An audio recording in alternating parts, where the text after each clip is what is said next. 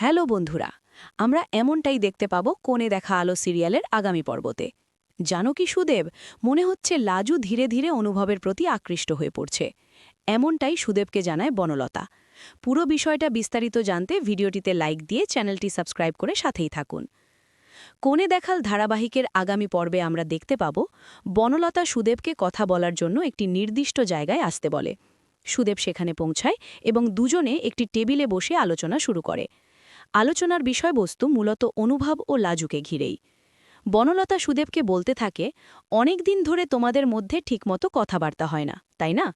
তাছাড়া লাজুর বয়সও খুব কম। এত অল্প বয়সে অন্য কারো প্রতি অনুভূতি তৈরি হওয়া অস্বাভাবিক কিছু নয়। আর এই ক্ষেত্রেও ঠিক সেটাই হয়েছে। লাজুর মনে অনুভবের প্রতি একটা আলাদা টান তৈরি হয়েছে। এই কথা শুনে সুদেব ভীষণ রেগে যায়। অন্যদিকে আমরা দেখতে পাই অনুভব অফিস থেকে বাড়ি ফিরলে দরজা খুলে লাজু দাঁড়িয়ে থাকে। তার চোখে জল। ঠিক তখনই অনুভবের সঙ্গে বনলতাও এসে দাঁড়ায়। বনলতা লাজুকে বলে, "কি রে লাজু, এখনও এখানে দাঁড়িয়ে আছিস কেন? চল ভিতরে চল।" অনুভবের পাশে বনলতাকে দেখে লাজুর মনে প্রচণ্ড কষ্ট হয়। সে মুখে কিছু বলতে পারে না, কারণ বনলতাই তো অনুভবের স্ত্রী, তাই এই বাড়িতে বনলতার আসা স্বাভাবিক। বন্ধুরা, লাজু আর অনুভবের সম্পর্কের সমীকরণ দিন দিন আরও জটিল হয়ে উঠছে। এতটাই জটিল যে অনেক সময় আমাদের বোঝার বাইরে চলে যাচ্ছে। এখন দেখার বিষয়ে লেখিকা পরবর্তী পর্বে গল্পকে কোন দিকে নিয়ে যান।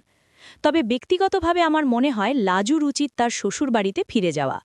অনুভব নিজের ইচ্ছেতেই বনলতাকে বিয়ে করেছে, তাই বনলতার দায়িত্ব অনুভবকেই নিতে হবে। একজন মানুষ একসাথে দুই দিকে চলতে পারে না। একদিকে বনলতা, আরেকদিকে লাজু, এটা সম্ভব নয়। এ বিষয়ে তোমাদের মতামত কি? অবশ্যই কমেন্ট করে জানাবে।